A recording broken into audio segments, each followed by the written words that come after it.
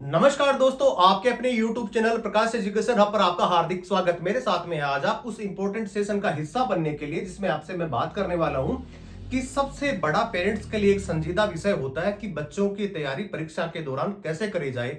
जिस प्रकार बच्चे परीक्षा के आते आते तनावग्रस्त हो जाते हैं, उसी प्रकार उन्हीं के परिवार के अंदर भी उनके जो सदस्य हैं या उनके जो पेरेंट्स हैं उनके लिए भी बड़ी चिंता का सबब बन जाता है कि बच्चे तैयारी कैसे करें।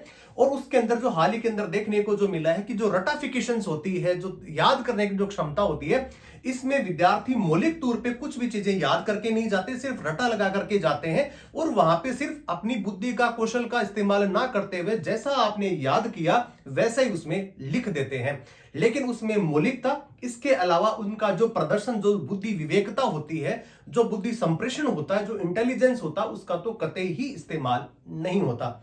हालांकि न्यू एजुकेशन पॉलिसी 2020 के अंदर तो ऐसा किसी प्रकार का कोई प्रावधान नहीं रखा गया, लेकिन फिर भी सीबीएसई ने इस प्रकार का एक नया मसौदा तैयार किया है। उसके बाद में नेशनल फ्रेमवर्क कैरिकुलम, जिसको एनसीएफ के नाम से जानते हैं, उसने भी एक मसौदा तैयार करके दिया है कि नवंबर 2024 तक आते आते कुछ पायलट्स प्रोजेक्ट के माध्यम से किसी चुनिंदा स्कूल्स के अंदर इस प्रकार के एग्जाम्स कंडक्ट कराए जाएंगे जिसको बोला जाता है ओबीई। ओबीई का मतलब है ओपन बुक एग्जाम। क्या होता है इसके बारे में इस सेशंस के अंदर अपन पूरी चीजें जानने वाले हैं, जिसमें ये देखेंगे कि इसकी शुरुआत कब से हुई, इसकी कौन कौन सी पेचीदगी है, विश्व के अंदर किन किन देशों के अंदर इस प्रकार का एग्जाम कंडक्ट किया जाता है, इसके फायदे क्या हो सकते हैं, इसके नुकसान क्या हो सकते हैं। हालांकि पायलट प्रोजेक्ट है लेकिन इसकी समीक्षा भी करी जाएगी, तो आप वीडियोस के अंत तक मेरे साथ में बने रहिए।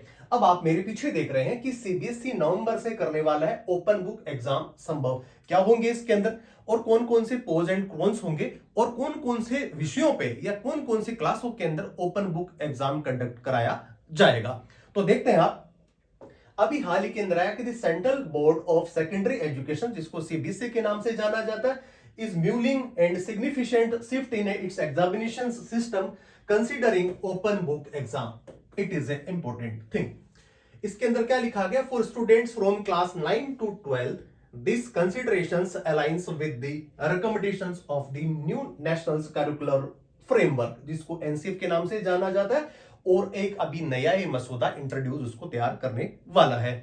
अब इसके अलावा आगे जानते हैं कि इसके अंदर जो ओपन परीक्षा जो होगी वो भारत के लिए कितनी प्रकार की कह सकते हैं कि प्रायोगिक तौर पे होगी। क्या भारत में पहले भी इसको किया गया था, तो जी हां, 1985-86 के आते आते उत्तर प्रदेश जो हमारा एक बड़ा राज्य है आबादी के लिहाज से, और कह सकते हैं उत्तरी भारत का सबसे बड़े राज्यों के अंदर भी उत्तर पट्टी के अंदर सबसे ज्यादा जहां पे विद्यार्थी पढ़ते हैं, जनसंख्या होती है तो पढ़ते भी हैं, तो वहां पे इसको प्रायोगिक तौर पे इसको इस्तेमाल किया गया था। लेकिन उसके जो परिणाम आए उसके अंदर ये कहा गया कि इसके अंदर से बच्चे गए थे ओपन बुक, आपके पास में किताबें रहती हैं, नोट्स रहती है, इसके अंदर बच्चों का किसी प्रकार का कोई कौशल का विकास नहीं हुआ, सिर्फ लोग ला करके या बच्चे वहां पे पढ़ करके और उसके अंदर कुछ लिख करके आ गए। लेकिन इसका जिस हिसाब से कहा जा रहा था कि इसमें गुणवत्ता सुधरने वाली थी, वैसे तो सुधरी नहीं। उसके बाद ऐसी क्या जरूरत पड़ गई कि 2024 तक आते आते फिर ओपन बुक एग्जाम लिया जाने लगा, या कह सकते हैं उसकी शुरुआत होने वाली है।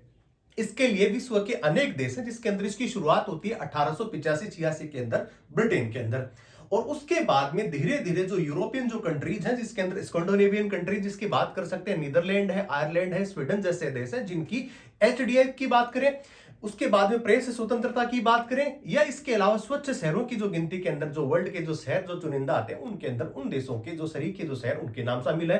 तो सबसे पहले अगर कोई वैज्ञानिक अनुसंधान के तौर पे भी कुछ कार्य करे जाने होंगे तो वो भी वहीं पे ही होंगे, इसलिए इसकी शुरुआत होती है ब्रिटेन से। ब्रिटेन के बाद में जो स्कैंडिनेवियन जो कंट्रीज है वहां पे इसकी शुरुआत होती है।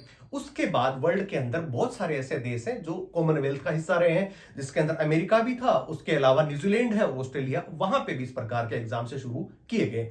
अब इसके अलावा आप जानते हैं कि ऐसे कौन कौन सी चीजें हैं जिसके अंदर ओपन बुक एग्जाम तो बच्चे देंगे, लेकिन उसके बाद में उनको कौन कौन सी चीजें तैयार करनी होगी, पेरेंट्स क्या कर सकते हैं। और एग्जाम्स के दौरान पेरेंट्स ये चाहते हैं कि हमारा बच्चा सबसे ज्यादा परसेंटाइल स्कोर करे, लेकिन परसेंटाइल तो वो करता है, लेकिन उसमें जिस कौशल की आवश्यकता होती है, जिस प्रकार एनसीएफ ने जो एक बड़ा एक मसौदा तैयार किया और एक बड़े पायलट प्रोजेक्ट के माध्यम से मूल्यांकन करवाया गया, उसमें वो कहीं भी बच्चे फिट नहीं बैठ सकते हैं। और इसीलिए आपने देखा कि हमारे यहाँ पे देश की जो शिक्षा व्यवस्था है उसके अंदर किसी प्रकार की रटंत विद्या जिसको कह सकते हैं वही वर्तमान में प्रचलित है, जिसकी वजह से विदेशों में बहुत सारे जैसे बच्चे यहाँ से पढ़ करके जो जाते हैं बीटेक करके, लेकिन वहां पे उनमें कौशल की किसी प्रकार की कोई भी वहां पे गुंजाइश नहीं होती। इसका विश्व के अलग जो देश है उन्होंने भी इस प्रकार की भारत की शिक्षा व्यवस्था के बारे में कुछ उन्होंने कहा था। अब बात करते हैं कि अभी आप देख रहे हैं न्यू दिल्ली में जो सीबीएसई बोर्ड एग्जामिनेशन 2024, जिसमें लिखा गया है कि केंद्रीय माध्यमिक शिक्षा बोर्ड सीबीएसई 10वीं और 12वीं बोर्ड परीक्षा के बीच एक बड़ी खबर यह थी कि इसके अंदर 9वीं और 12वीं के बीच में ओपन बुक एग्जाम कराने की बात करी जा रही है। इसके अंदर कौन कौन से सब्जेक्ट्स दे पाएंगे तो मैं आपको बताता चलता हूं कि इसके अंदर 9वीं और 11वीं, 10वीं के जो बोर्ड होंगे, 12वीं के जो बोर्ड होंगे वो तो यथावत रहेंगे, एज इट इज रहने वाले हैं। लेकिन 9वीं और 11वीं के अंदर क्या होगा, साइंस, मैथ और इंग्लिश, साइंस मैथ और इंग्लिश है उसको इसके अंदर क्या किया जाएगा कि ओपन बुक एग्जाम में लिया जाएगा। इसके अलावा बात करते हैं 11वीं की, 11वीं के अंदर साइंस, इंग्लिश और साथ में एक हो गया कौन सा, जीव विज्ञान, बायोलॉजी जिसको बोलते हैं। मैथमेटिक्स को हटा करके वहां पे इंग्लिश तो रहेगा ही रहेगा, इंग्लिश है, मैथ है और बायो है, इनको भी ओपन बुक एग्जाम के माध्यम से ही एग्जाम्स कंडक्ट कराए जाएंगे। ऐसा इस प्रकार का विचार एनसीएफ के द्वारा चलाया जा रहा है। अब बात करते हैं कि ये कौन कौन से स्कूल्स के अंदर लागू होगा, तो अभी कुछ चुनिंदा पायलट प्रोजेक्ट के तौर पे इसको तैयार किया जा रहा है। क्या पहले भी ऐसे प्रकार के कोई दिल्ली के आसपास किसी प्रकार के एग्जाम्स कंडक्ट हुए हैं? बिल्कुल, मैं आपको बताता चलता हूं कि 2020 के अंदर कोरोना काल जब आया था तो दो ऐसी यूनिवर्सिटी जो बड़ी और टॉप मोस्ट जो मानी जाती है, जिसमें दिल्ली यूनिवर्सिटी है और दूसरी जामिया मिलिया जो यूनिवर्सिटी है, दोनों पे वहां पे प्रायोगिक तौर पे कोरोना काल के अंदर ओपन बुक एग्जाम्स कंडक्ट कराए तो गए थे, लेकिन उसके जो परिणाम जो थे वो आशान्वित जितने हो सकते थे, कह सकते जिसके बारे में पहले से सोच रहे थे, वैसा तो बिल्कुल भी नहीं हुआ और ये योजना फिर ठंडे बस्ते में चलेगी।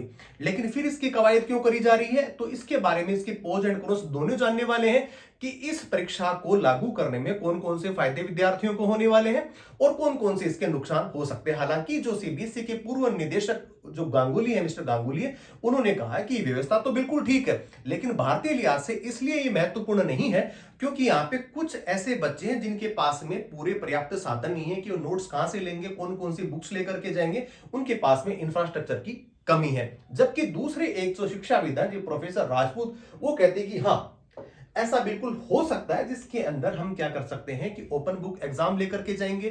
क्या होगा उससे, इससे कि एंजाइटी या जो तनाव बच्चों के अंदर होता है कि परीक्षा हॉल के अंदर जब बच्चे पढ़ते हैं, बैठते हैं और देखते हैं कि एग्जाम्स को कैसे हैंडल किया जाए, वहां पे उनको याद रखने का एक बहुत बड़ा उनके पास में वॉल्यूम होता है और वो सही समय पे उनको याद नहीं आता। या कह सकते हैं जो रटंत विद्या है, जिसमें सिर्फ बच्चे छाप करके आ जाते हैं किताबें, लेकिन उनसे कुछ पूछा जाए तो उनको कुछ पता नहीं होता। और इसी के उद्देश्य से इस प्रकार का मूल्यांकन करने के लिए ओबीई की शुरुआत अभी वर्तमान में की जा रही है। अब आप देख रहे हैं, जैसा कि मैंने आपको बताया था, जगमोहन सिंह जो राजपूत है, पद्मश्री से सम्मानित है, शिक्षाविद है, वो क्या कहते हैं, भारतीय इंफ्रास्ट्रक्चर की कमी के दौर से बहुत आगे निकल चुका है, पुरानी सोच से बाहर निकलना होगा और आज हमारे पास में आईटी की ताकत, जिसे ऐसे परिवर्तन हुए इससे पहले असंभव लगते ही आज ऑन डिमांड परीक्षा होती है, पुरानी सोच को इनोवेशंस में बाधा पैदा करती है। तो उनका यह कहना है कि यस, इस प्रकार का अगर एनसीएफ, अगर सीबीएसई सोच रहा है तो बिल्कुल वो सही सोच रहा है। और इनका जो जिस प्रकार से वक्तव्य आया, उसके बाद में दूसरा आप देख रहे हैं अशोक गांगुली, जो पूर्व चेयरपर्सन है किसके, सीबीएसई के ही है, वो क्या कहते हैं आप जानते हैं। देखिए, ओपन बुक एग्जाम प्रणाली लागू करने से कई चुनौतियां हैं। सबसे बड़ी चुनौती है कि गुणवत्तापूर्ण प्रश्न पत्र तैयार करने के लिए जिस प्रकार का प्रश्न पत्र तैयार करते हैं, जो हमारा जो पेपर आता है उसको एक अच्छा पेपर तैयार करने के लिए एग्जामिनर्स कह सकते हैं, पेपर सेटर जो लोग हैं, उनकी एक बहुत बड़ी आवश्यकता होगी। साथ ही परीक्षा देने वालों की संख्या इतनी ज्यादा है कि सब तक एक ही जैसा रेफरेंस मटेरियल नहीं उपलब्ध हो पाएगा। बिल्कुल इनका सही कहना है कि लोग ज्यादा बैठते हैं, 30 लाख के आसपास जो है बच्चे बैठते हैं और वहां पे एक जैसा ही मटेरियल सब राज्यों के अंदर अगर अवेलेबल हो, ऐसा बिल्कुल भी नहीं है। इसके लिए हमें बड़ा इंफ्रास्ट्रक्चर तैयार करने की आवश्यकता है। इसलिए इन्होंने एक संभावना, ये कह सकते हैं आशंका इन्होंने जताई है। अब आप देख रहे हैं इसकी बेनिफिट्स क्या होने वाले हैं कि ऐसे अगर अपन ओबीई को लागू कर देते हैं तो इसके अंदर बेनिफिट्स क्या होंगे, जानते हैं देखिए इसके बारे में। अब आप देख रहे हैं कि इनकरेज क्रिटिकल थिंकिंग, जिस प्रकार हम एक रटंत कह सकते हैं इसको, जिस हिसाब से रट्टा मार करके विद्यार्थी जाते हैं, वहां पे अगर इस प्रकार का करा जाएगा तो इंकरेज क्रिटिकल थिंकिंग होगी, रिड्यूस मेमोराइजेशन प्रेशर, जिस प्रकार से याद करने का जो एक बहुत बड़ा प्रेशर रहता है उसको क्या किया जा सकता है, कम किया जा सकता है। प्रमोट्स रिसोर्सेज मैनेजमेंट स्किल्स भी होने वाली है, और लास्ट में इनहांस लर्निंग एंगेजमेंट भी होगी, जिसके माध्यम से बच्चे अपने कौशल से, अपने विकास से बुद्धि का भी उपयोग भी कर पाएंगे। किताबें आपके सामने होंगी, लेकिन एज इट इज नहीं लिखना है, फिर भी उसको आपकी अपनी भाषा में उसको क्या करना है, अपनी लैंग्वेज में उसको रूपांतर करना है, उसका ट्रांसफॉर्मेशन करना है, बड़ी बात है यहाँ पे। और उसके बाद में assesses applications of the knowledge, ये भी अपने आप में बड़ी बात है कि जिस प्रकार से असेस उनका जब किया जाएगा वो भी क्या होगा, उम्दा तरीके का यहाँ पे उनको मिल सकेगा। अब आप देख रहे हैं इसके अलावा ओपन बुक की अब बात करते हैं कि नुकसान कौन कौन से। बड़ी बात है कि जब किसी पास में गुणवत्तापूर्ण चीजें करते हैं तो गुणावगुण दोनों होते हैं, पोज एंड ग्रोन्स दोनों होते हैं। अब बात करते हैं इसके नुकसान क्या हो सकते हैं। Risk of dependence on resources, ये कह सकते हैं कि जो डिपेंडेंसी है हमारी वो किस पे हो जाएगी, सोर्सेज पे हो जाएगी। इसका मतलब आपको कुछ याद करने की आवश्यकता नहीं है, आप बुक्स ले जाने वाले हैं, आप नोट्स ले जाने वाले हैं और वहीं पे आप कुछ लिख देंगे, क्योंकि आप लिखने के लिए कुछ ना कुछ तो आपके पास में होगा, तो आपको याद करने की आवश्यकता नहीं होगी। और उसी के लिए आपका क्या होगा कि आपकी जो डिपेंडेंस है वो किस पे हो जाएगी, रिसोर्सेज पे हो जाएगी। दूसरा क्या, पोटेंशियल ऑफ इनइक्विटी, ये क्या है, इनइक्विटी क्या है कि जिस प्रकार से चीजें अगर आप याद कर रहे थे परीक्षा में, बच्चा साल भर कौशल का अपना विकास कर रहा था, वो यहाँ पे बिल्कुल क्या हो जाएगा, ठप पड़ जाएगा। थर्ड है कि टाइम मैनेजमेंट चैलेंजेस। अब क्या होता है कि ओपन बुक जब एग्जाम होता है तो बड़ा एग्जाम होता है, प्रश्न आ जाता है, 400-500 पन्नों की बुक होती है। अब आप उसमें देखते हैं कि कौन से पन्ने के अंदर मेरे को आंसर मिलेगा। एक पन्ना हो सकता है उसका रेफरेंस चौथे पन्ने में है, तो इधर जोड़ना है आपने, फिर वहां पे लिखना है। इसमें जो टाइम मैनेजमेंट है, वाकई सही बात है कि इसके अंदर टाइम तो ज्यादा लगता है, क्योंकि पन्ने पलटने में, एक स्थान से दूसरे स्थान में जाने में और कनेक्ट करने के लिए समय तो लगता है, तो टाइम मैनेजमेंट बहुत बड़ी समस्या हो सकती है। आगे वाला क्या है, डिफिकल्टी इन असेसिंग मास्टरी। इसके अंदर क्या होगा, ओबी में कंटेंट में छात्रों की महारत का मूल्यांकन करना टीचर्स के लिए चुनौतीपूर्ण हो सकता है, क्योंकि सब एक ही पैटर्न का, एक ही पन्ने में जो कुछ पहले से लिखा हुआ है उसी को लिख करके आने वाले हैं। तो टीचर्स के लिए बड़ी समस्या ये हो सकती है कि इसके अंदर बेहतर किसको चुने, बेहतर नंबर किसको देंगे, तो ये भी अपने आप में एक ही है। इसके अलावा रिस्क ऑफ एकेडमिक जो डिसऑनेस्टी है, ये भी हो जाएगा कि आपने लड़कों के साथ में, या कह सकते हैं कि बच्चों के साथ में ईमानदारी तो नहीं बरती। वो किस लिए कि जब आप कुछ याद ही नहीं कर रहे, साल भर उस बच्चे के पास ये प्रेशर ही नहीं है कि मैं कौन सी एग्जाम्स में बैठने वाला हूं और मुझे क्या करना है। उसको तो सिर्फ पेरेंट्स को ये कहना है कि मुझे अमुक अमुक बुक्स चाहिए और नोट्स मैं अपने आप बना लूंगा, ये मार्केट में वो भी अवेलेबल है, तो मैं परीक्षा में जाऊंगा, पन्ने खोलूंगा, लिखूंगा और पास हो जाऊंगा। और उसके बाद में जो भारत का जो इतना बड़ा जो इंफ्रास्ट्रक्चर, जो पहले ही इस संकट से अभी क्या कर रहे हैं, बाहर निकलने की जो कोशिश कर रहा है, जिस प्रकार से एनईपी 2020 के बाद में बहुत सारी चीजें जो चेंज होने वाली है, उसके अंदर इस प्रकार की आशंका भी व्यक्त करी जा रही है। अब आप देख रहे हैं क्या भारत में पहले से पहले लागू है, तो 2020 के अंदर मैं जैसा आपको पहले बता चुका हूं कि दिल्ली यूनिवर्सिटी और जामिया मिलिया दो यूनिवर्सिटी हैं जहां पे पहले प्रायोगिक तौर पे इसको कोरोना काल के अंदर इसका इस्तेमाल किया गया था, लेकिन इसके जो कह सकते हैं कि जो कुछ लाभ सामने आने वाले थे उतने वहां पे प्रतीत नहीं हुए थे, और यूनिवर्सिटी को और साथ में छात्रों दोनों को इसके अंदर तकलीफों का सामना करना पड़ा था। अब आप देखते हैं कितना पुराना है ओपन बुक एग्जाम। जैसा कि मैं आपको बता चुका हूं कि 1800 के आसपास जो ब्रिटेन के अंदर इस प्रकार की शुरुआत होती है। अब बात करते हैं कि कौन कौन से अभी भी यूनिवर्सिटीज है जहां पे इस प्रकार के इस्तेमाल किया जा रहा है। तो इसके अंदर अमेरिका है जहां पे लॉ के स्टूडेंट्स होते हैं, ब्रिटेन के अंदर जहां पे अर्थशास्त्र के होते हैं, ऑस्ट्रेलिया है जहां पे मेडिकल के छात्र होते हैं, और नीदरलैंड, स्वीडन और आयरलैंड के अंदर तो सभी सब्जेक्ट्स के अंदर इस प्रकार का चीजें करी जा रही है। अब बात करते हैं कि भारत के अंदर इस प्रकार का जो रिसर्च है वो कहां पे इसकी शुरुआत होती है। तो इसके अंदर जो है भुवनेश्वर जो एम्स है उसने भी इस पे रिसर्च करा है, और उसके बाद उसने पाया कि हाँ, समय के बदलते परिवेश के बाद हम ये कह सकते हैं इस प्रकार की व्यवस्था की जा सकती है, और उन्होंने भी इसमें क्या दिया, अपनी रिकमेंडेशंस दी। हालांकि आप देख रहे हैं कि कनाडा के कुछ राज्यों में हाई स्कूल स्तर पर भी ओपन बुक एग्जाम कराया जाता है। सिंगापुर, हांगकांग में भी इस प्रकार के कॉलेजेस में किस प्रकार की चीजें करी जा रही हैं।